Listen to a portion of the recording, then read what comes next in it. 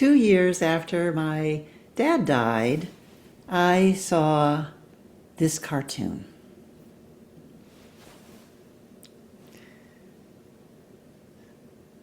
It's a cartoon of a little girl on a bicycle with a bubble that says, "Are you still holding me?" And it's presumed that it's her dad behind her saying, "Always." But of course she's pedaling on her own. "Are you still holding me?" "Always," says the dad. "Are you still holding me?" says the girl. "Always."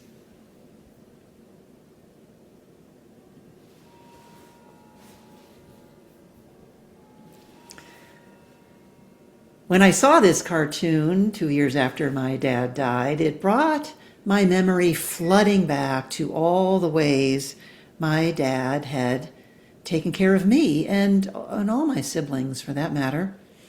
Mostly those memories were from when I was under the age of 22 and still living at home. But there were plenty of random times after that, too, when I just needed him. And if I asked, he was there. Always there. That memory came back to me as I reflected on today's gospel. A gospel I've heard and read many times, but this time I kept circling back to something I don't think I'd fully considered before. Every word of every one of the gospels was written long after the resurrection. The gospel writers were looking back on the life of Jesus through the lens of the resurrection. They knew how the story ended, and that changes how we hear these stories.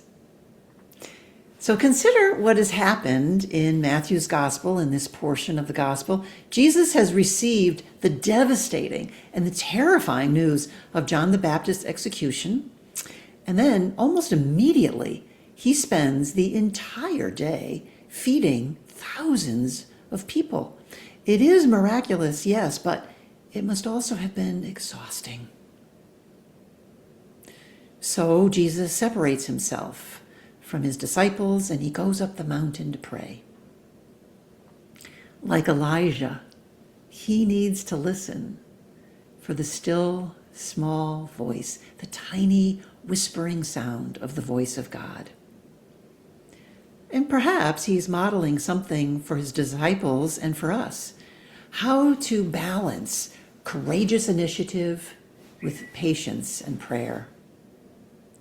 How to know when it is time to take a leap of faith and when it is time to climb the mountain and pray.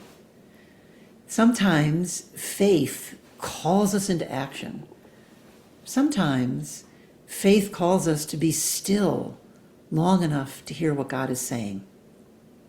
So Jesus goes to the mountain for hours, from evening until the fourth watch of the night, just before sunrise.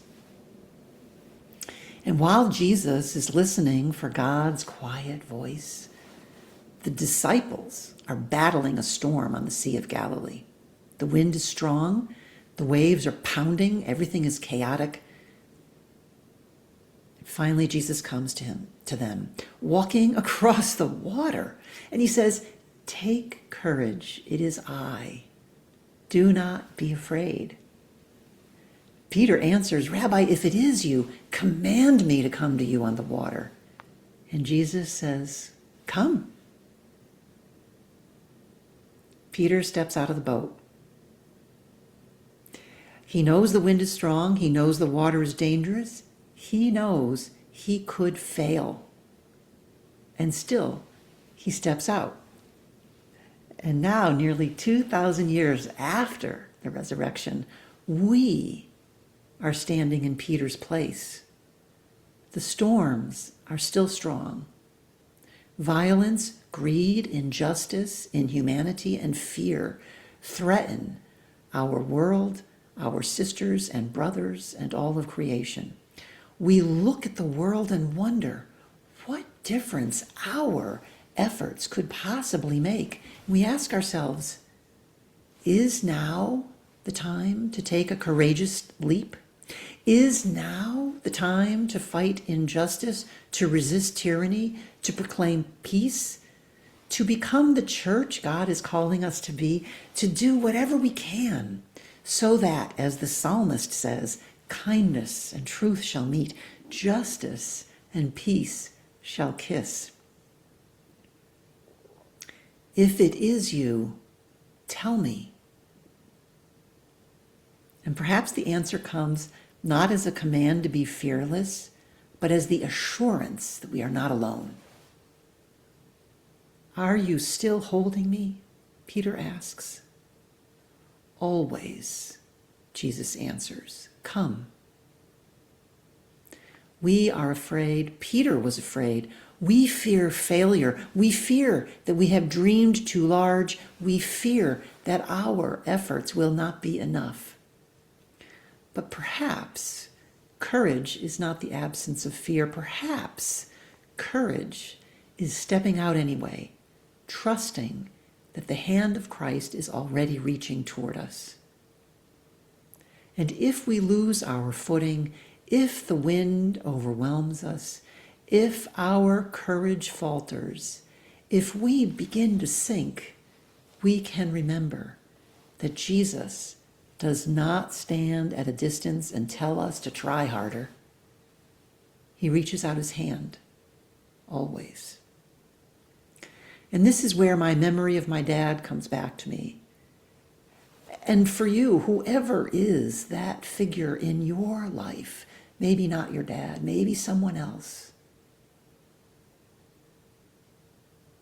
When I needed him, if I asked, he was there. And perhaps that is one small way of understanding the promise of Christ. If it is you, tell me. Are you still holding me? Peter asks. Always, Jesus answers. Come. Before the outstretched hand of Christ reaches us, let the thought console us that there is no finer way to sink.